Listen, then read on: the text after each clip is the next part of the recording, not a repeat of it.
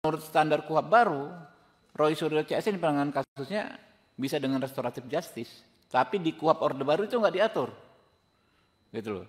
Kalau menurut KUHP baru ya terhadap Roy Suryo dan kawan-kawan itu sangat sulit untuk dikenakan penahanan karena syaratnya sangat objektif. Hampir nggak mungkin ditahan, orang-orangnya jelas semua, nggak lari dan lain sebagainya. Tapi kalau menurut KUHP Orde Baru ada peluang dia ditahan sewenang-wenang. Pak Roy Suryo dan kawan-kawan ini. Jadi yang darurat itu adalah bagaimana kita mencabut KUHP Orde Baru. Yang emergensi panggilan darurat itu bagaimana segera menghentikan KUHP Orde Baru. Sudah terlalu banyak korban KUHP Orde Baru ini. Substansinya apa lalu rumusannya. Memang pada akhirnya tidak semua redaksi ya yang diusulkan itu diakomodir 100%. Ya. 100%. Terakhir misalnya usulan dari Maidina, siapa nama lengkapnya ini? Ada teman dari ICJR ya. Maidina Rahmawati. Saya mengenal beliau ya, aktif di ICJR.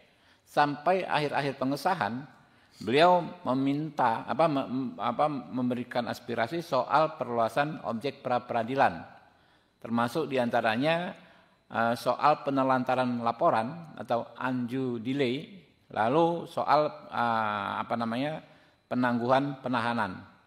Ya, dari beberapa poin 2 itu kita akomodir, kita masukkan di pasal-pasal terkait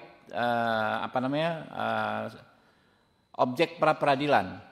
Begitu juga masukan dari Universitas Indonesia yang disampaikan oleh sahabat saya, rekan Taufik Basari, ya.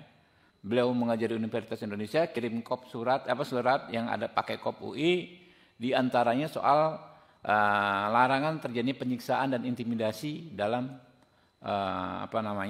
dalam pemeriksaan. Itu kita masukkan, ya.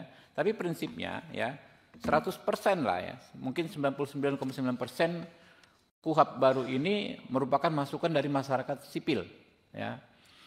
Terutama dalam penguatan peran advokat dan hak tersangka sebagai mekanisme untuk mengontrol agar aparat penegak hukum tidak melakukan kesewenang-wenangan. Ya. Jadi itu yang soal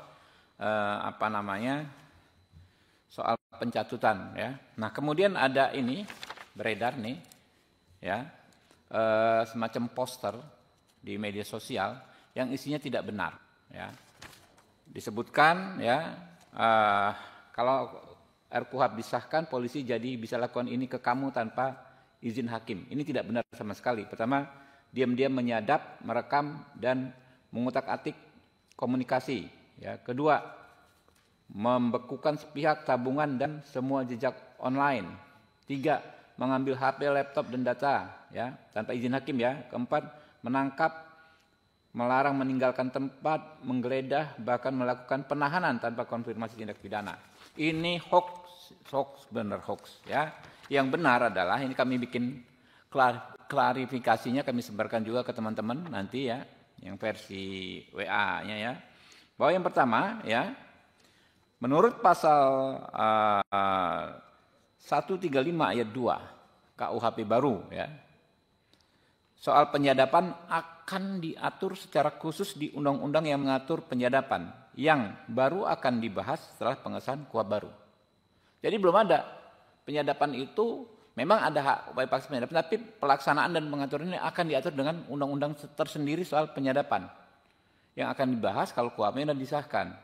Nah, tapi secara umum ya, saya komunikasi lintas fraksi di Komisi 3, ada Pak Nabil ya, fraksi Nasdem, Pak Bimantoro fraksi Partai Gerindra, ya.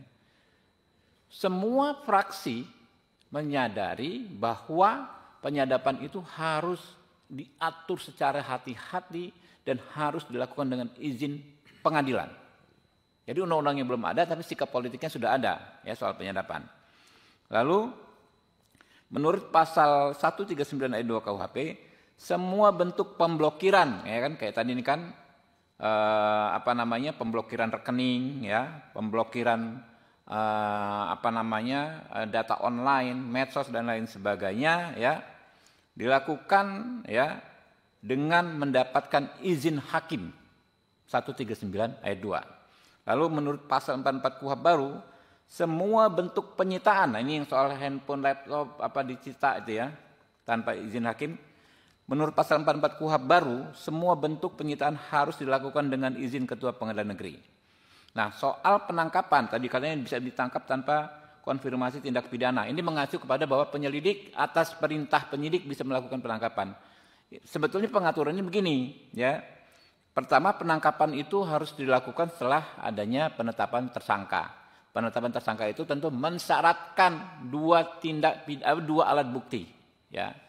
Lalu penahanan itu ya syaratnya ini jauh lebih berat, ya, jauh lebih objektif dibandingkan dengan apa yang diatur di KUHP Orde Baru, ya.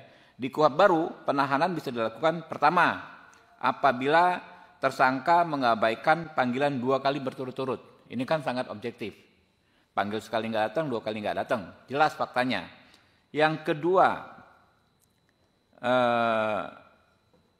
apabila tersangka memberikan informasi tidak sesuai fakta. Ini kan gampang nih cross check-nya, gitu loh.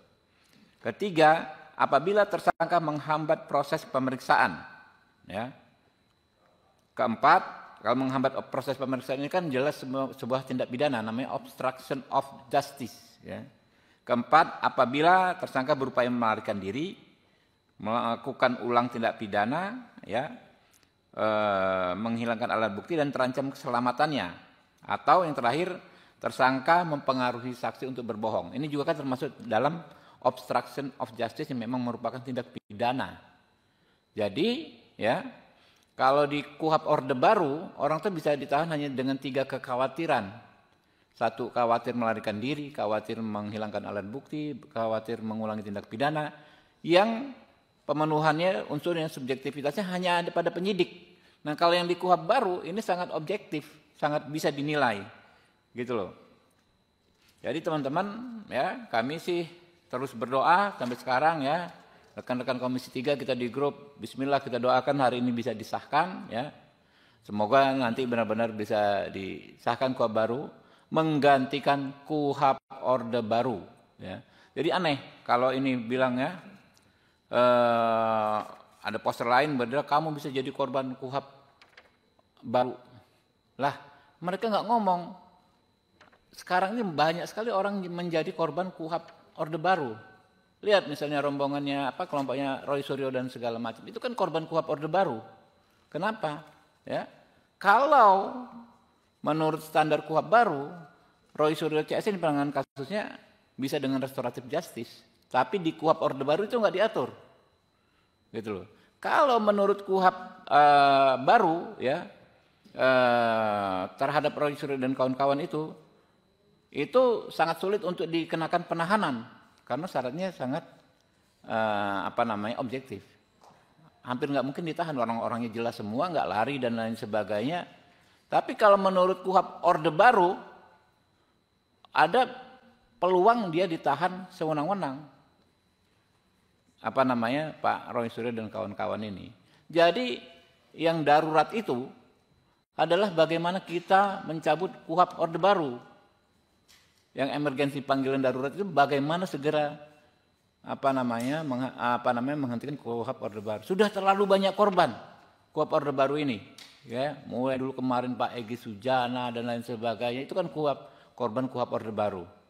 Ya, kita terus ikhtiar, ya teman-teman, agar memang nanti bisa segera disahkan. Mungkin ada 3 pertanyaan aja, ya. Bentar lagi 10 menit lagi kita mulai misalnya. Ya.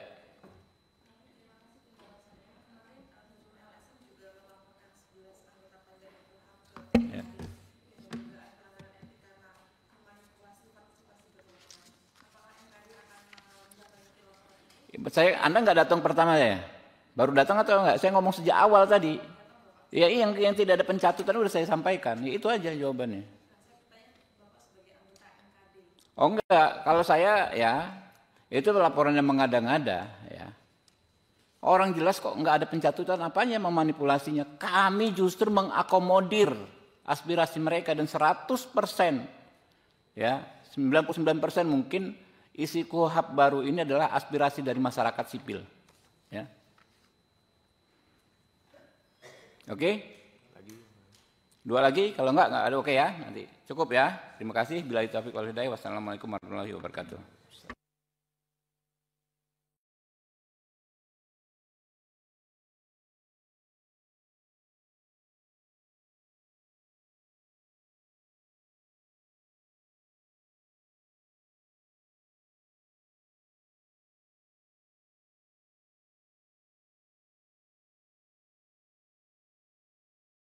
Yang tidak benar kita suarakan. Ini bagaimana semua terangin dia sedungu ini? Ini manusia pecundang yang sangat merugikan bangsa kita ini. Saatnya jadi member eksklusif di channel YouTube Official iNews. Tantang lagi para nama sumpah di atas Al-Quran. Dia pengen masuk TV. Konten premium yang tidak tayang di TV.